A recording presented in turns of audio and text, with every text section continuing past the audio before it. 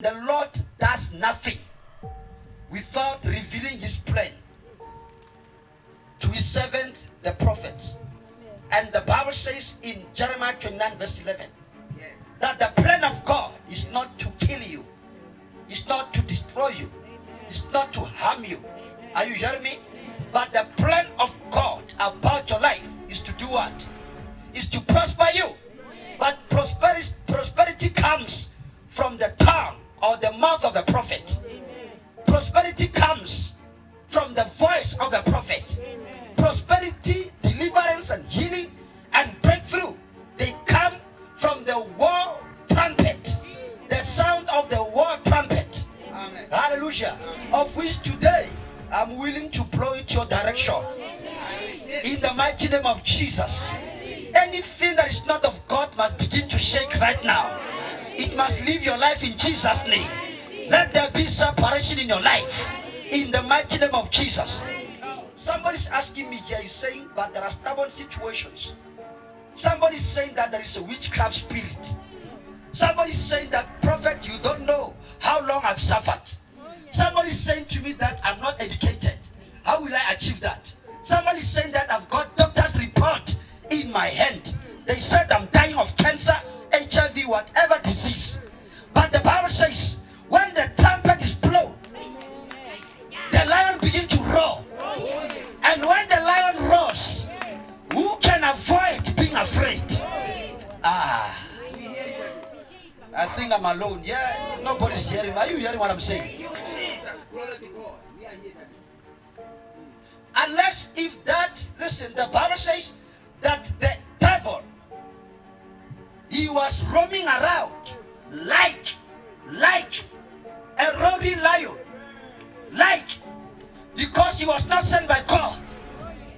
So here the Bible says, many lions shall roar, but the one that will cause people to shake, the ground to open, and the devil to catch fire, it is the voice of a lion that has been sent by God, the lion of the tribe of Judah.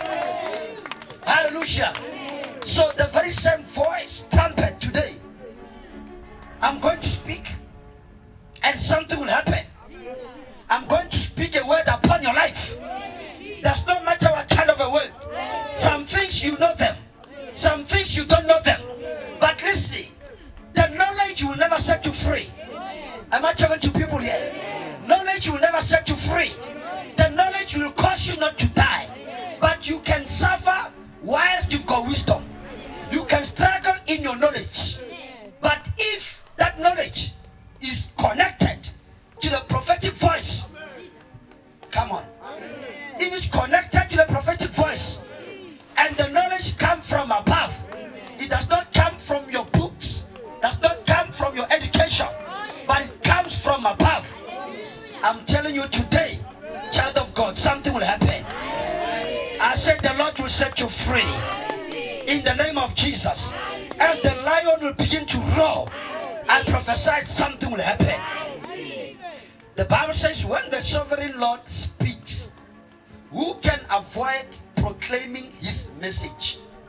Only when God speaks. Are you hearing me? Go to the book of the very same Amos. Go to verse number 13, chapter 4. Book of Amos, chapter 4. Verse 13. Verse 13. Yeah. God is the one who made the mountains. God is the one who made the mountains. We are introducing him now. And he created the winds. And he created the winds. This is now, we are now giving you the CV of God Almighty. If you are saying that God can never move a mountain, the Bible says the very same God created mountains. Hallelujah. Amen. If you are saying that there is a demonic wind in your house, a whirlwind that is demonic in your house, the Bible says that he made the wind. He created the wind. He makes his thoughts known to people. Yes. Hallelujah. He changes day into night. Oh. Saul, he chased away all the mediums, the soothsayers, the seers. He chased them away from his territory. Hallelujah. Because Saul was a king. And the Bible says there was no voice in the life of Saul. Are you hearing me? There was no prophetic voice. Can I tell you this? Does not matter who you are. Okay? Does not matter who you are. How educated you are. The position that you occupy. But if there is no voice of war in your life, you are doomed to fail. Are you hearing me? If there is no voice that can move mountains, because mountains can only be moved by the one that created them. Yes. Come on.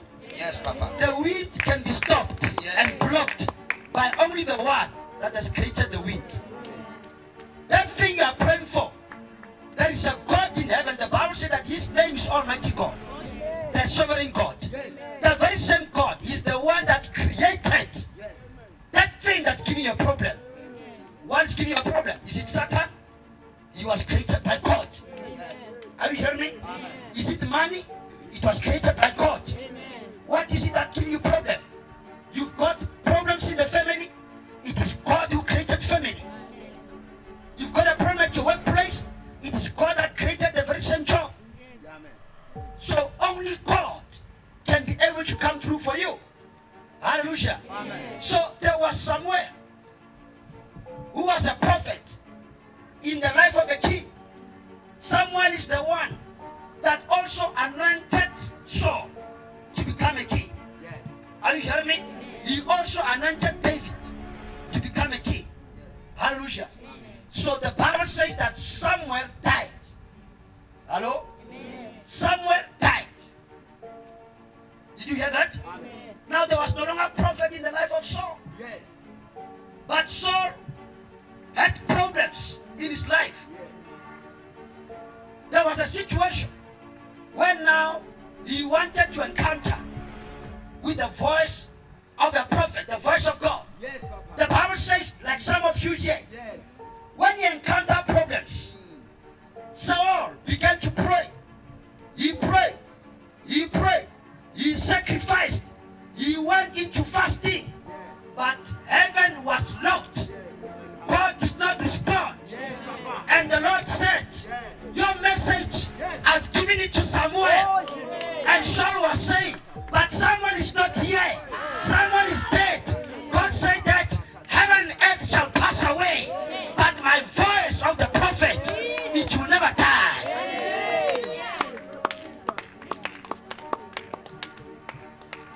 What is the message behind? The message behind these teachings is that you must hold on to the prophetic word that have been spoken in your life, because words do not die. They will never come back without a testimony. Am I talking to somebody here? The words I'm going to speak in your life today, they shall come back with a testimony. What is it? What kind of a word did you receive? The Bible says if it was sent by God, the ground will shake. If that prophetic word came from God, if the prophet is the prophet of God, then that word, that prophecy, that promise shall come to pass. Am I talking to people here? I say all your prophecies shall come to pass. All your prophecies shall come to pass in the name of Jesus. Now Saul, when he saw a problem, this is what Christians do. They forget the words that have been spoken. They want to be reminded all the time. Are you hearing me? Saul saw a problem. And the Bible says he prayed and prayed and prayed. You know why God did not answer? Huh? It's simply because of God gave the prophet a word. He gave the prophet a word. The Bible says that he revealed his thoughts. Are you hearing me? God always revealed his thoughts. He made his thoughts to be known all the time. He does not hide his wisdom. He does not hide his blessings. He does not hide his love for you. Are you hearing me? He always reveals through the prophet. But when they see problems, they said God is quiet. That is some of you here. When you see that you are being prayed for, there's no healing. You say God is quiet. So the message behind this is that there is a voice, okay, that is upon your life, or that is responsible for you. One voice, not many voices. Come on. One voice, not many voices. When Saul encountered problems, he ran around to prophets, but he never got a solution. He ran around everywhere to the mediums, but there was no solution.